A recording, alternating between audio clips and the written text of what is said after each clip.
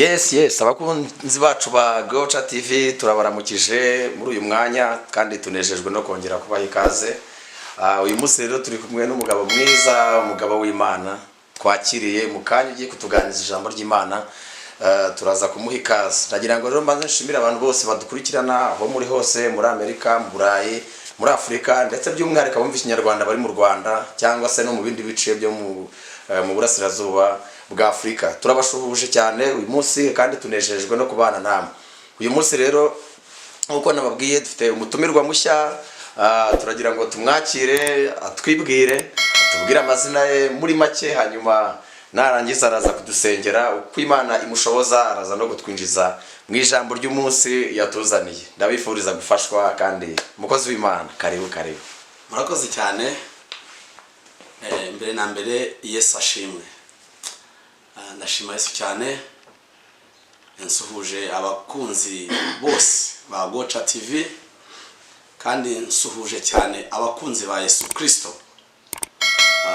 ku rwego rw'isi, ku rwego rwose aho bari hose. Ndabashuhuje kuko uwo muntu mwiza wo kumukunda nawe arawukunda, ngo akunda abamukunda kandi amushaka umwete bose bazamubona. Rero ndabashuhuje kubw'iyo mpamvu nziza mukora, uko mukunda uko ariko kose. Ndagutahije mu izina rya Yesu Kristo umwami wacu, amen. Nitwa Angelot NIYOMUGABO, ndi umuvugabutumwa, angize igihe kinini mbikora kandi Yesu agenda agira neza muri urwo rugendo. Aho nakoreye hatandukanye mu bice bitandukanye by'iki gihugu. Ubundi nsengera mu itorero rya Anglikani ry'u Rwanda.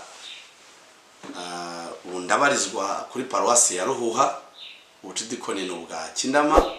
Ikanisa nyoboye ndi na mwarimu wayo ni kanisa ya Matinza. Turashima Imana, Imana yacu nishimwe. Nyuma bakunzi rero ba Gocha TV, ndumva bakumbuza gukora subscribe kugira ngo ibiganiro, inyigisho Imana idushoboza gutanga mu gihe turimo gikomeye cyo muri iki gihe, aho abantu barwana n'imibereho itandukanye, aho abantu bakora ibintu bitandukanye ariko bari no kwikoranabuhanga. Yesu abashoboje ube wabasha gukora ibyo ukora ariko n'ijambo ry'Imana rikugereho bitagusabye gutakaza undi mwanya cyangwa se ikindi gihe cyawe.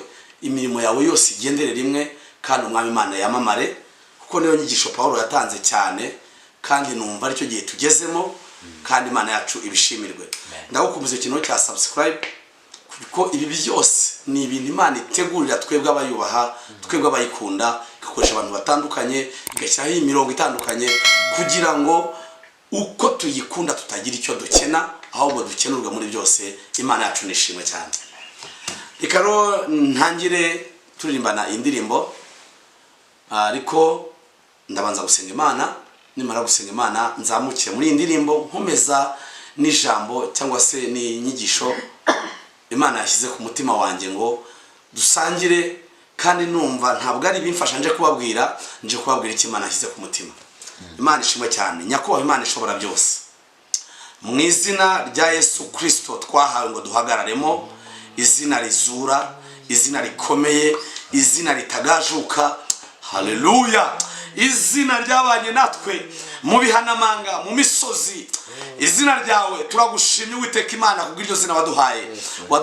Wadutekereje tutarabaho kandi uwo mushinga wawe urawusapotinga, urawukomeza mu bika bitandukanye by'ubuzima bwacu kugeza n'uyu munsi wa none. Umushinga wawe uracyawukora neza, uracyawukora Jehova Shama, uracyawukora Jehova Rafa, uracyawukora Elishadai.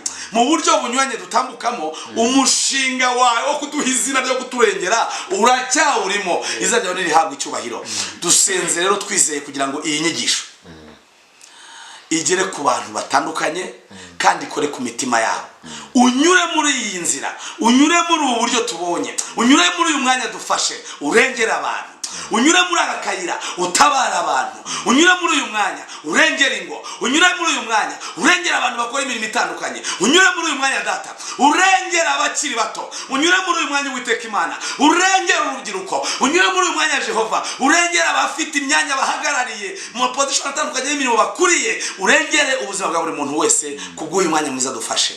Urakoze kugira neza, urakoze kumva gusenga kwacu, kandi nyaguhora ku ngoma. Ibi turabisaba tubyizeye kuko dufite imetro birenze kimwe kuri Imana yacu bwite.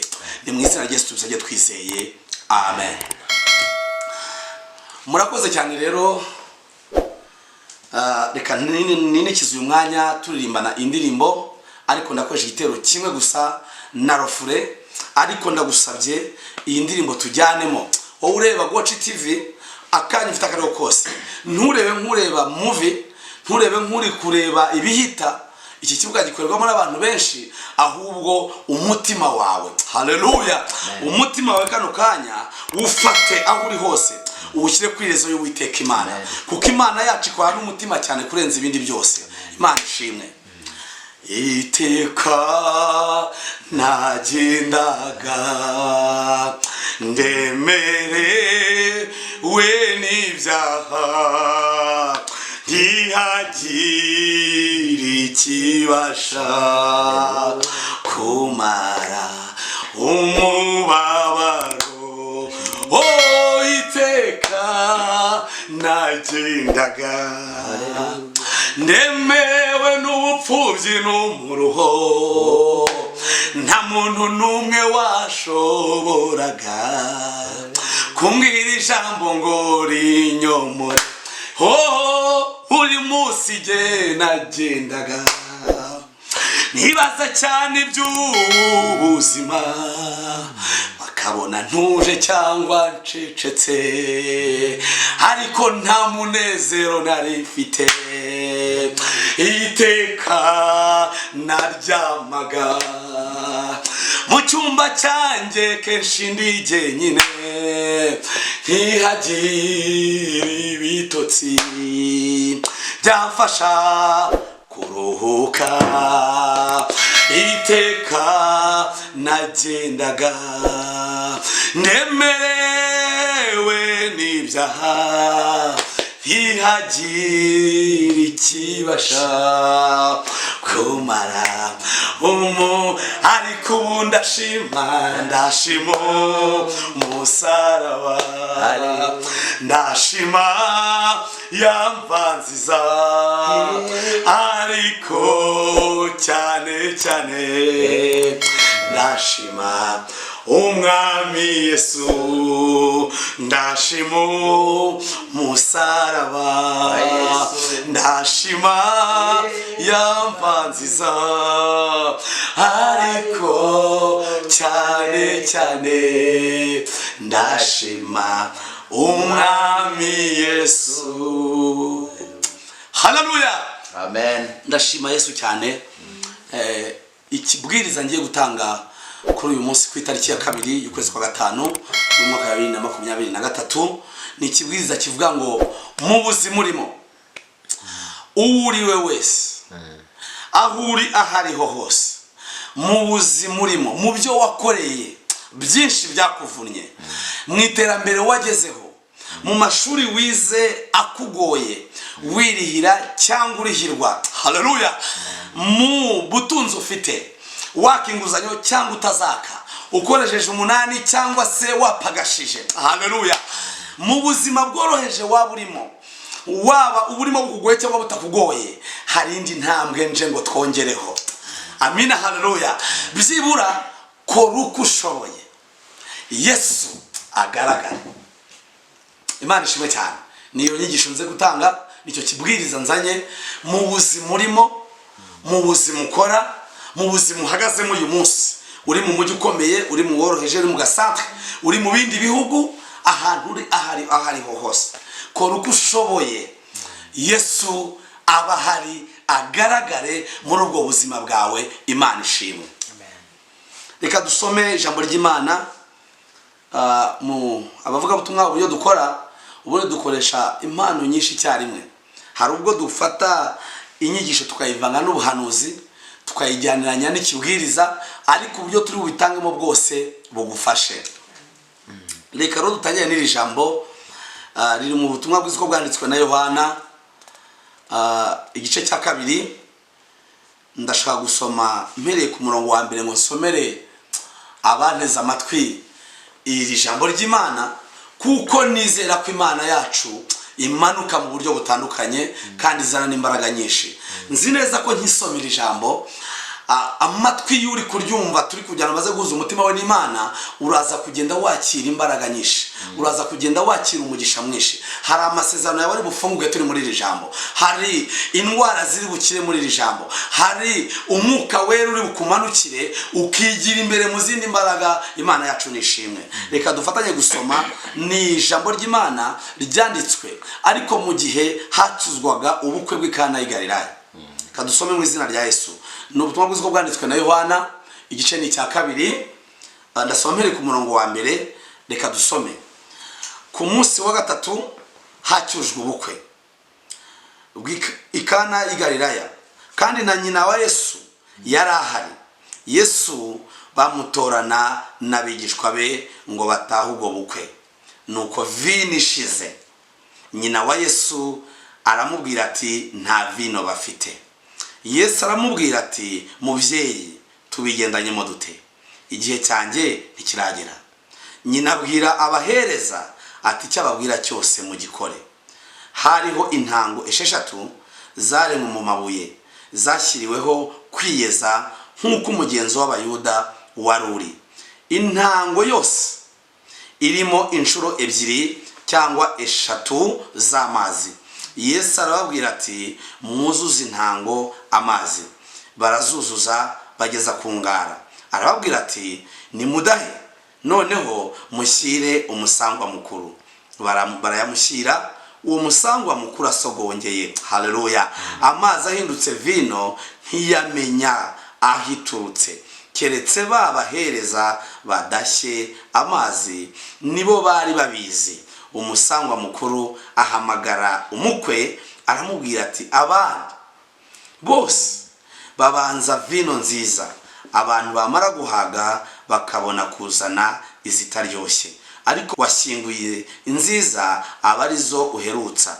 Icyo nicyo kimenyetso cya mbere Yesu akoreye Ikana y'i Galilaya, yakoreye Ikana y'i Galilaya yerekana icyubahiro cye. Abigishwa be baramwizera. Amen.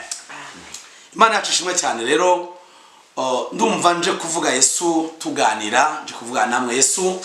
Yesu muzi, haleluya. Yesu mwabonye, Yesu mwabanye, Yesu mwagendanye, Yesu mwakora igihe kirekire. Nje ngo tumugarukeho, izina ry'Imana yacu rihabwe icyubahiro. Navuze ngo inyigisho, ikibwiriza mfite ngo mu buzima bwose, mu mibereho ufite, ukodesha cyangwa ubamo yawe, nini cyangwa ntoya, ikoreye amasuku cyangwa itarangiye, haleluya, ucuruza cyangwa udacuruza, uhinga cyangwa udahinga, warize cyangwa utarize, byibura kora uko ushoboye, tera indi ntambwe uyu munsi, haleluya. Kuva kuri iyi tariki naje ngo twongere indi ntambwe, bimenyekane kufite na Yesu. Ijambo ry'Imana rikuntu abantu b'Ikana y'i Galilaya byatweretse gake. Ndashaka kubanza kuvuga gake kuri aba bantu uko bari babayeho. Bari abantu badafite ikintu bakennye, bafite intango zihagije mu bukwe bwabo, bafite abatumirwa bihagije mu bukwe bwabo. Reka mbasetse, iki gihe tugezemo turi mu gihe kidasanzwe, aho umuntu agutumira mu bukwe bwe yamaze kubara nayo uzamutwerera akabanza akareba akavuga ngo uriya turagendana, ndetse na invitation bakazikoresha mu byiciro bitandukanye, akamenya uzamuha ibihumbi 50. Iyo invitation akayikora ku buryo butandukanye n'uwo azajya gutumiraho mu gace avukamo, akaza kuhajya bagasohora agapapuro. Niyo mpamvu uzasanga mwihangane wowe ukiraho, hari nubwo umuntu aza mwari muziranye agafata invitation akayikurenda akayitumira ku muntu muturanye. Imana ishimwe, kuko yamaze kubara icyo uzamutwerera, kandi bambaye nayo n'ibindi bari kuzamufasha. Ariko aba bantu icyo mbivugiye si yo nkuru cyane yabubo, ahubwo ndi kuvuga kuri aba bantu. Haleluya. Yesu bari kutwereka uyu munsi atandukanye na Yesu wo mu gihe cyo kubambwa. hano yarakira umwana, hano yarakira umuntu ukiri muto. Nsuhuje urubyiruko kano kanya mpamagara urubyiruko nkababaza ngo umuntu ukiri muto w'imyaka 18 15 havuga ngo umuntu bazaniye invitation ngo aze mu birori bakamutumira natere mpamagara mbwire nabona bake cyane, kuko ubundi abantu bakiri muri iyo myaka ntibatumirwa mu buryo bwo muri rusange. Ntibaragira imitungo, ntibaragira ibintu bakora. Abafite famiye nziba baracyari mu mashuri, abatazifite bari gukora uturaka, twaturaka natwo tutatuma bagirirwa icyizere. Ariko uyu muryango nicyo mvugiye inkuru ya bubu wagiriye icyizere Kristo. Haleluya. Utitaye ko akiri muto, utitaye ko akiri umwana, utitaye ko nta business arashinga ngo bayibone bamugirire icyizere, utitaye ko nta kampani arafungura ikomeye. Ubu tujya tubona kuri YouTube ukabonaho umwana ukiri muto bakwereka ko yinjije miliyoni zinezi, bakwereka inzu ze yubatse muri Kigali, bakwereka ahantu atuye mu mujyi mukuru mu bihugu bitandukanye. Ariko Yesu iyo seve ntawe yari afite. Nta seve yari afite y'inzu ndende, nta seve yari afite y'amatungo, nta seve yari afite ndetse na famiye yo tuyirebye uko biri yitwereka abantu tutari duhari, cyangwa se nabasha gukora ingendo zivuga butumwa bakajya muri Israel aho byose byabereye. Ntabwo baza batubwira ko Yesu yari mu muryango w'abakomeye muri icyo gihugu, ariko uyu muryango uramutumira. Mana yacu nishimwe cyane. Uyu muryango uramutumira. Ikintu cya mbere ndamutse kuvugana nawe, tumira Yesu. Amina, haleluya. Dufite ikibazo cy'abajya mu butayu bakubwira ko bashaka Yesu, ariko icyo bamushakira ari za invitation abantu bashyira abandi. Badashaka Yesu nka Yesu, badashaka Yesu nk'umwami, bamushaka kubw'inzu, bamushaka kubw'imodoka, bamushaka kubw'amafaranga, bamushaka uko bararembye. Barokore bene data, nshuti zanjye, igika cyanyu gitambuka ngo ndabasabye dukomere. Yesu naze wenyine. Amina, haleluya. Naze wenyine. Ubu navuze ngo nitumubona ibindi byose biza bimuhereke, nibiherekeza. Amina, haleluya. Inzu ziherekeza Kristo, imodoka ziramuherekeza. Niyo mpamvu y'umwegereye ukennye ntabwo agira isoni zo kugwiza ngo nzaguha imodoka nyamara waje na boda. Ntajya agira isoni zo ngo nzagutuza. Haleluya. Kuko aziko ibyo bintu kubivuga we ntahabisa, nibiherekeza bye. Imana yacu nihabwe icyubahiro.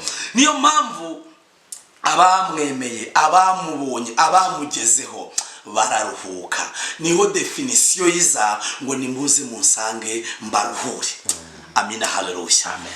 Reka mubwire ngo rero iki ni ikintu cya mbere mpereyeho cyo gushaka Yesu. Ndashaka guhita mvugana n'abantu. Amina, haleluya. Ndashaka kuvugana n'abantu batega iminsi Kristo, batega iminsi umwami wanjye. Ugitega iminsi Satani aba yakubonye, aba yabonye intege zawe, aba yabonye ko utazi ibyo uyu mwami uri gushaka.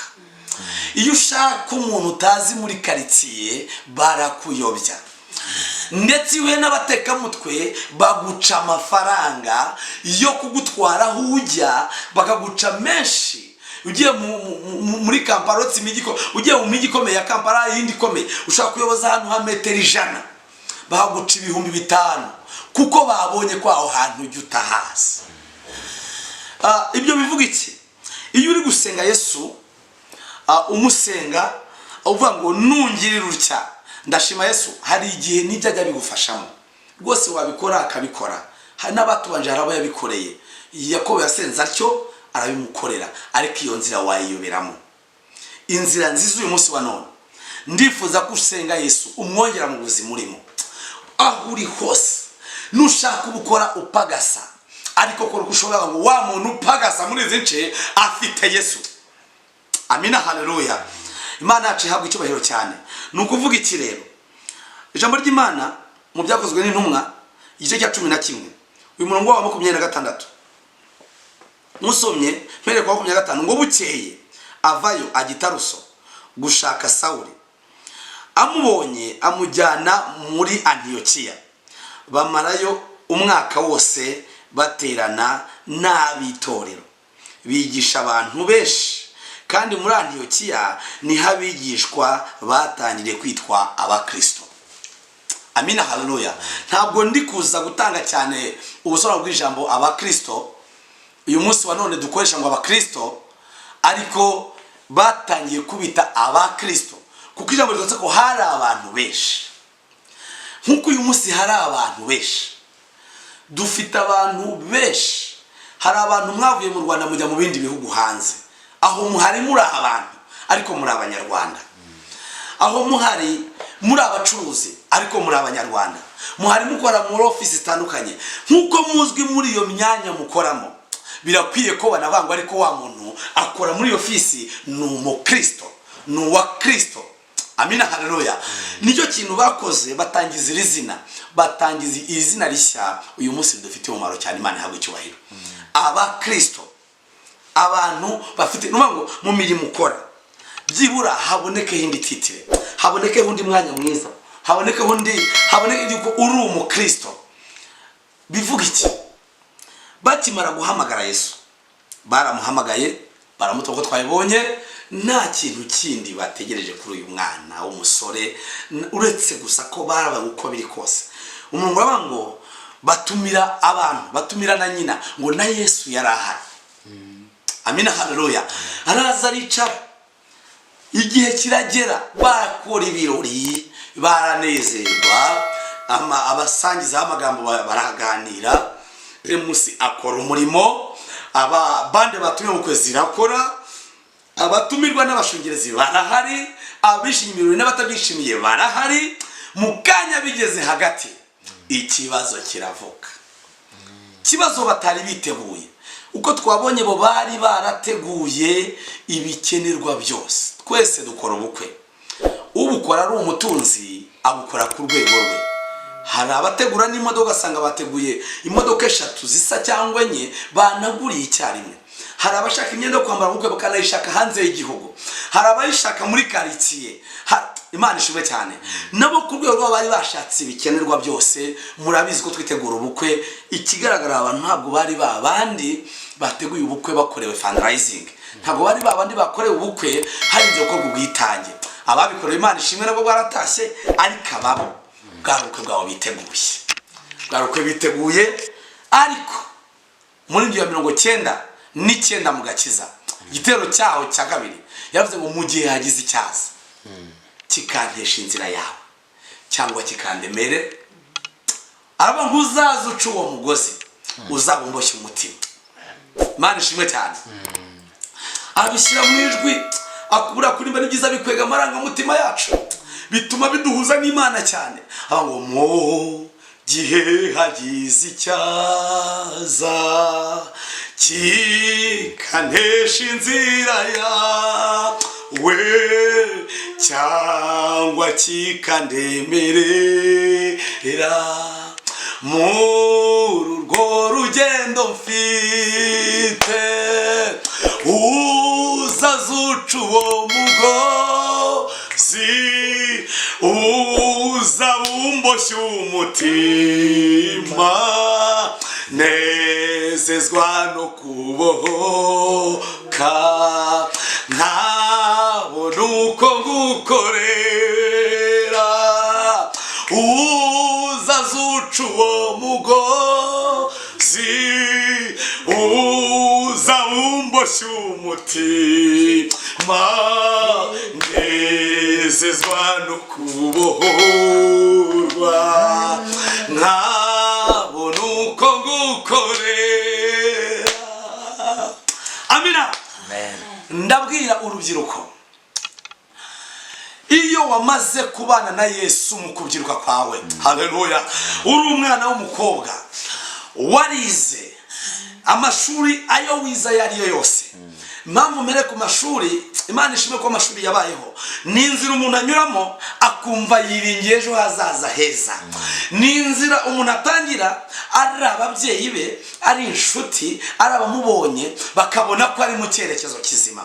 Ariko ukigera muri urwo rugendo uri kumwe na Yesu, nzabona akazi, nzabaho neza, ariko dufite abantu benshi batageze kuri iyo ntego kandi bya bindi barabibonye. Hari ubwo ubyiruka n'umukobwa w'uburanga wumva ubyirutse neza, wumva rwose uzashyingiranwa na miliyoneri, wumva uzashyingiranwa n'uzashyingiranwa wese, ariko wumva azagufata neza. Wamara kuhagera, wa mukunzi wahaye umutima wose, wa mukunzi wahaye icyizere cy'ubuzima bwose. Hano iwacu by'umwihariko ndi kuvugira muri Afurika, ni kuvugira mu Rwanda by'umwihariko, aho dusezerana burundu, aho ibintu iyo uhanye n'umuntu iryo sezerano ryo kubana, iryo sezerano ni burundu. Abanyarwanda batubanjirije bakuru baravuze ngo ni intambwe idasubira inyuma. Bafite icyo babivugiye, wa muntu wateranye nawe intambwe idasubira inyuma, icyerekezo cy'ubuzima bwawe cyose akagikata, akagicamo kabiri. Hari kumuri yavuze ngo uzaza uca uwo mugozi, haleluya, uzabumboshye umutima. Impamvu yabivuze ni uko Yesu yari ahari. Imana yabye amashyi. Impamvu yabivuze yarazi ko ahari. Aravugana n'umwami wati Yesu, nindamuka ngezaho, nindamuka nteye izo ntambwe, uzambe hafi, uzuca uwo mugozi. Rubyiruko rwize, rubyiruko rufite iterambere, rubyiruko mufite uburanga, rubyiruko mufite amafaranga, basore beza b'imigenda, Imana ishimwe. Yesu, reka kuri iyo ntambwe Imana igutaje, kuri iyo ntambwe Imana iguteje, bigaragara na Yesu agaragare, na Yesu abahari. Hari ibyicaro byiza Yesu ajya twicazamo. Amina, haleluya. Reka ngaruke ku rubyiruko wenda rutagize ayo mahirwe, batagize amahirwe yo kwiga, tutabonye, nanjye ngira ngo ni nabwo nabarizwagamo. Ndashima Yesu cyane. Batari babyirutse bafite famiye zikomeye, banabyirutse. Ubu dufite ikibazo mu gihugu, nkomeje urubyiruko dufite rutazi base, ndabakomeje mu izina rya Yesu. Nkomeje urubyiruko dufite rutazi adresse, rutazi imiryango yabo. Ndababwira ngo Yesu aracyariho. Amina, haleluya. Ndababwira ngo Yesu, amina. Kuko turi mu gihe cy'imperuka kandi cyarahanuwe. Mwahamurwa nacyo cyarahanuwe, ahubwo igisubizo ni iki twazanye uyu munsi, ni Yesu. Imana ihabwe icyubahiro cyane. Umaze kubyiruka ugasanga reka nkoresha impakanyi, ku babyeyi ku mafaranga hari ku myambaro harabanza ndasetse kuko nzi ko Yesu ahari, ku gutunga hari hahandi usanga n'umuryango wakwatobose. Nabyo birashoboka, ariko iyo ukoze uko ushaka muri ubu buzima butari bwiza, ukakira impano nk'iyo Tabita yakiriye, kuvuga ngo Yesu agaragare, haleluya. Ukwakiriye muri famiye, ukavuga ngo uko byamera kose sinzire muri uyu muryango, uko byamera kose sinzanegurwe muri uyu muryango, uko byamera kose iyi nzi nyakiriye. Amina, haleluya. Iyo niyo taranto Yosefu yacuruje. Ku buzima bwa Yosefu icyo gihe hari impakanyi yaramuzonze cyane, ariko hageze afata umwanzuro ukomeye. Aravuga ngo umva, ubwo mbonye umuryango ngiye ukoramo, ubwo ninjiye mu nzu ya Potifari, ubwo ampaye ibye byose ngo nzabiyobore, sinzatume hari icyasha kingaragaraho. Iryo jambo yarivuze aribwira umugore wa Potifari. Aramubwira ngo umva, muri iyi nzu databuja yampaye ikintu cyose, yangize umutwaro w'ibintu byose, ariko wowe ntigeze kumpa. Wowe uri icyubahiro cye, wowe uri ishema rye, wowe uri inkingi y'uyu muryango. Si ngomba guhemuka muri uyu muryango. Imana ihabwe icyubahiro. Mu bibazo bya Yosefu agaragazamo Yesu. Imana ihabwe icyubahiro cyane. Ndashimira abarwanya izo ntambara nziza kuko barahari. Murahari, Yesu ashimwe cyane. Aho uri kunyumva kano kanya, uhereze Yesu icyubahiro. Nibikunda uzampamagare kuri telefone, ndaza kuyitanga. Umfashe tubwire abantu uko unyuze muri iyo nzira Yesu amugaragaraho, Yesu amwubahisha. Kandi nkuko bivuze na Yosefu n'undi byarangiye yubashywe. Muri yabango rero mu gihe hagize icyasa, Imana ishimwe cyane. Iyo nzira wayinyuramo, ariko Yesu nagaragara, hari ikintu Yesu namubonyeho. Ntajya abura ibyo yitera, ibyo akwesha yita ku bantu be. ntabwo nabona vocabulary nkoresha neza ize kuba sensible muri mwe mwese munyumva, ariko Yesu ntajyabura, amina haleluya, ntajyabura igeno, ntajyabura ibyagenera abamwiringira. Urundi yarahinye ngo abamwiringira bakamwitondaho. Icyambere agomba kuba afite amahoro, ntabwo wagira amahoro utari. Yesu ashimwe cyane. Ntabwo wagira amahoro utambaye neza, ntabwo wagira amahoro utaryama mu nzu udakodesha, ntabwo wagira amahoro, Yesu ashimwe cyane, ntabwo wagira amahoro udafite igitunze urugo rwawe. Rero abamwiringira bamwizeye ubundi n'abanyamahoro. Mana yacu ntihabwe icyubahiro cyane. Rero ku rundi ruhande hari igihe iki kintu umuririmbyi yavuze nicyo niho cyane. Yesu yahari, hari ubwaza ukagera kwa rwego nahoze mvuga, noneho rw'ibyiza gusa ngo gutera imbere, ukubaka inzu bikaguhira, haleluya, ugashaka bikaguhira, nta n'ubutayu wakoze, nta umuhanuzi waguhanuriye, ndabasuhuje abagize umugisha wo kwinjira muri izo ngo nziza z'umunezero, nta bibiliya ndende wasomye, nta korari nini wagiyemo, ariko Yesu akakugirira neza, akaguha umunezero, ukaba waratangiye uyu munsi ukavuka neza, ugashaka neza, ukubaka neza, ugatera imbere rwose. Ntabwo tubwira abantu ko hari ibibazo gusa, ndabizi ko hari n'umunezero ku bantu. Niba bimeze gutyo, Yesu akwiye kubagaragara, amina haleluya. Iryo jambo rigaragara ku musirikare ufite iranga rya colonel, ubwo muri ubwo buzima bwo kuba yoboye, bwo kuba yubashywe, bwo kuba afite ubutware, bwo kuba afite n'ubushobozi ategeka bakaza, ariko yashyize Yesu mu buzima bwe, ashyira ikintu bita ubuntu, ashyira haleluya, ashyira yaba ari muri vakansi, yaba yagiye mu kibari, kariti ikamenya ko baturanye n'umuntu, kariti ngo abantu bajyaga baza kwa fande bakaza kurya neza kuko afande yagiye mu kiruhuko, bakaza kuganira na afande, bakamusuhuza, ngo nuko akabaganiriza, akababwira ubuzima, akabakomeza, ngo akabagirira neza. Ikindi kirenzeho agafata umwanya wo gusenga, haleluya. Muza abantu bakizwaga kubera ko afande yiyirije ubusa, muza abantu, amina haleluya. Yewe muntu uri kunyumva, sa nushyiramo intekerezo zawe, navuze ngo ntukurikire muri kureba video, ahubwo ihuza umutima wawe n'iki kiganiro. Wibaza umuturage ufite akabari, uturanye na afande, uzamutse vuba, uteye imbere vuba, ariko uturanye na afande, akabona afande aganira n'abantu, haleluya, asengera abantu, abafasha, abahumuriza, akumva afande ahimbaza, ugira ngo ntabwo uwo muntu yahise akizwa, ugira ngo nta kibwiriza cyatambutse muri karitsiye, ngo ariko bigeze aho umunsi umwe ngo yumva akeneye kuzura umwuka wera. Icyo kintu yakoze nicyo cyonyine cyatumye Petero akitangira kuzanamo ikinyuranyo cye hagati ye nawe. Umugabo ngo mu mahanga yose abubaha Imana bakora ibyo gukiranuka irabemera. Bivuga iki? Bwa buzima bwiza reka Yesu agaragaremo, uzunguka cyane, reka Yesu abonekemo. Uwo mwahuye, ibihugu wagiye unyuramo, byibura uwo mwahuriye muri hotel, uwo mwahuriye mu kazi gatandukanye, mu mirimo umaze guhinduranya, uwaciye iwawe, uwo mwakoranye, uwo munganya revo z'ubuzima, abanga ariko naka twarabonanye, ariko hari ikintu mwibukiraho, ni umukristo. Haleluya. Imana yacu ntihabwe icyubahiro cyane. Ibyo bivuga iki? Hari igihe ikintu cyiza, hari igihe ikintu cyiza umuntu yahize mu kinyazina ndafutura, mu gihe hagize icyaza. Ibyiza rero bishobora kuza, mpamvuze iyo nzira ya fande, hari benshi banyura muri iyo nzira nziza, agahirwa bya byiza yabonye bikamutera gukiranirwa.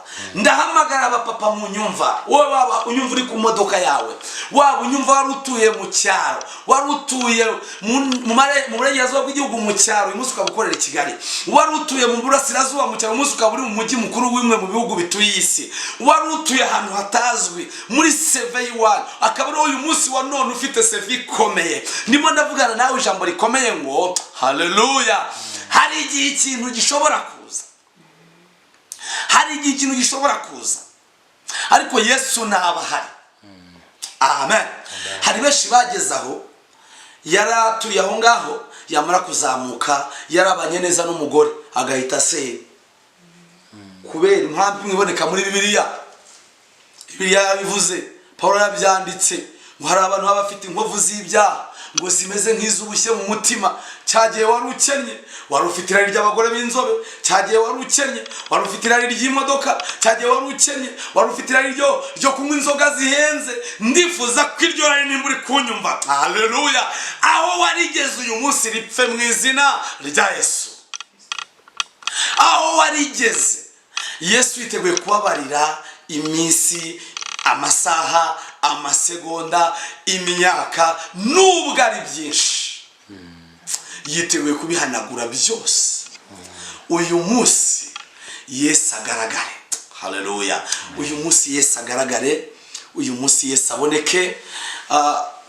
Hari benshi bahita batana inshuti bakagwa rwose. Hari benshi babaga Imana mu rusengero, bakora service nziza mu rusengero, abantu b'Imana babibuka, nuko Imana igasoza ibyo bavuze bakire mu rugendo rwiza, bigarangira bya bintu bibaye kimwe muri bya bintu muri yahimbye, ikiza kikaza mu kiza.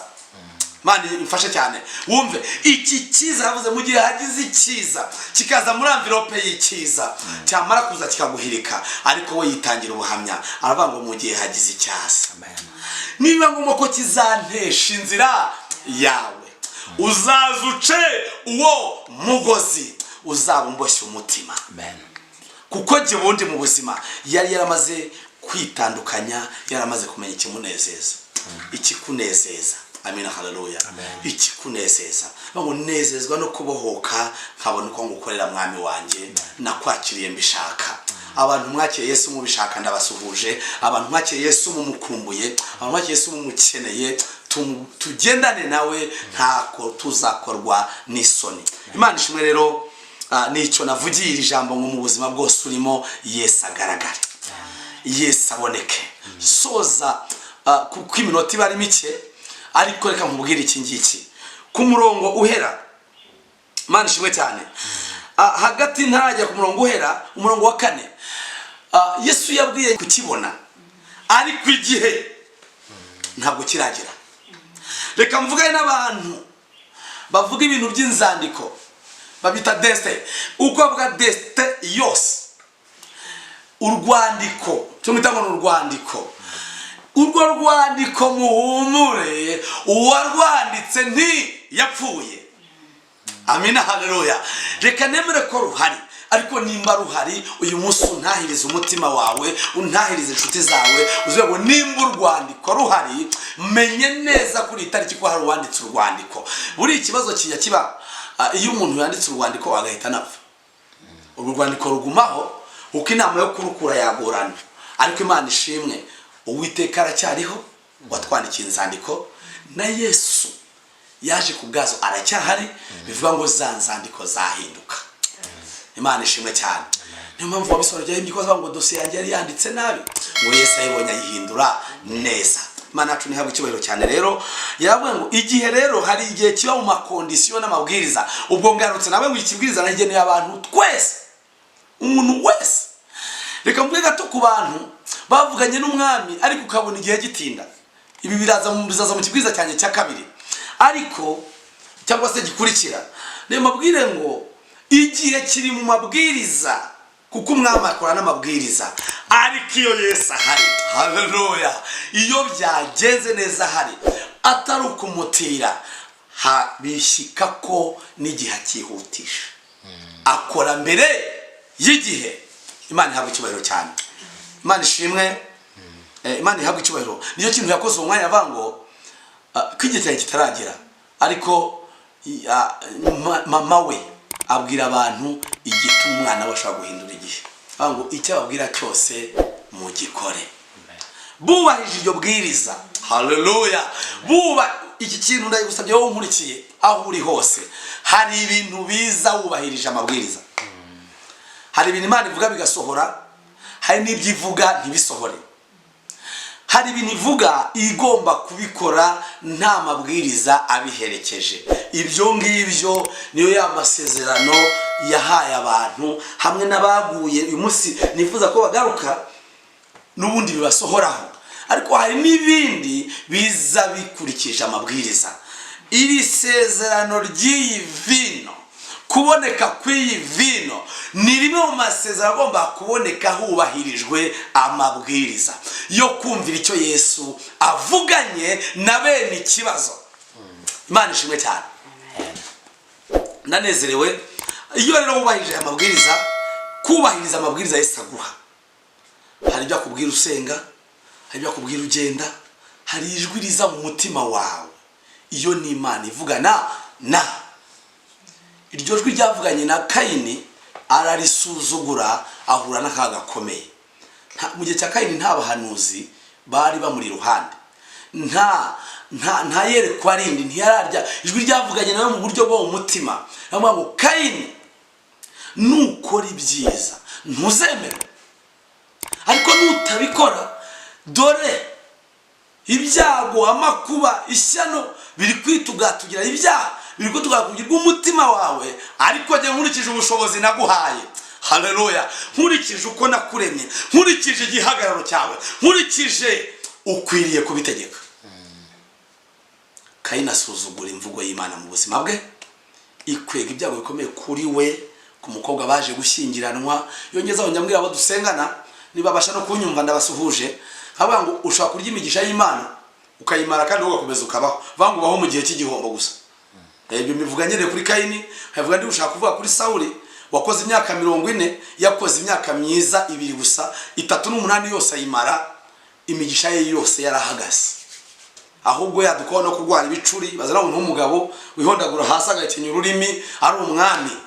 Rero iri sezerano ry'iyi vino, kutabarwa biri immediate, byihuta, ubutabazi bwihuse banyamasengesho musengera, ubutabazi bubangutse, kenshi na kenshi kumva ikimana ikubwiye, kumva icyo Yesu navuze agutegeka, ukigikora nawe asohoza vuba. Haleluya. Asohoza vuba, atabara vuba. Imana ihabwa icyubahiro cyane. Rero umugisha soza w'ibintu akibikora, ngo umukwe mukuru n'umusangwa mukuru bavuze amagambo akomeye, baravuze ngo abandi. Haleluya. Ndabona gusoza ngo abandi. Yesu nashimwe cyane. Banyokoa, banyokorume, basowa. Haleluya. Aho washatse kwa sobukwe baramubawe, nubana na Yesu uyu navuze, nuteri intambwe azagukorera ibyo atigeze akorera aba. Nabo yabakoreye neza, nabo yabagiriye neza, ariko azagukorera ibyo atigeze akorera abandi. Haleluya. Iki cyarabaye kwa Yakobo. Ndayinasa nukurura gato, hasa nukurura gato akantu kugira ngo nkakoreshe hano, ariko icyo kiba ari ikindi kibwiriza. Yavuze ngo ubwo Yakobo yari mu kibazo gikomeye cyane kandi muri famiye ikomeye cyane yo kwa sebukwe, Imana imugirira neza, imuha ibinyuranye n'ibyo yahaye baramube, iminyuranye n'ibyo yahaye sebukwe, kugeza ubwo ashatse no kugira ngo sebukwe bigarure. Uwiteka Imana aritambika. Amina. Haleluya. Avugana na sebukwe mu nzira, aho yamaze kugera ku mukwe we, aramubwira umukwe aramwatuva nkubwire, ndakuzi twarabanye, iyi Imana yanjye itaza ngo iguhagarike ntubuvuza aya magambo. Rero igusumbisha abandi, hanyuma yarangiza ikaguha n'uburinzi, ikarwana nawe intambara. Imana yo mu ijuru iduhana umugisha. Abasezeye bakunzi ba Watch TV, mbabwira ngo Kristo mubane, mbabwira ngo Yesu agaragare, kandi bo wakira ijambo wumva rikoze ku mutima wawe, wumva hari icyo rigamije kukuzamuraho, wumva hari intambwe uteye. Fatana nanjye muri aka kanya, aho uri hose. Gusenga ntabwo ari ugusimbuka, gusenga si ukwikebagura. Fata umwanya Imana yo mu ijuru urebe. Amina. Haleluya. Nanjye nzamurane nawe isengesho, ubwire nusenga, ubwire iki kintu mwene data, nusenga ubwire Imana mu izina ry'icyo usengera. Imana ihabwa icyubahiro cyane.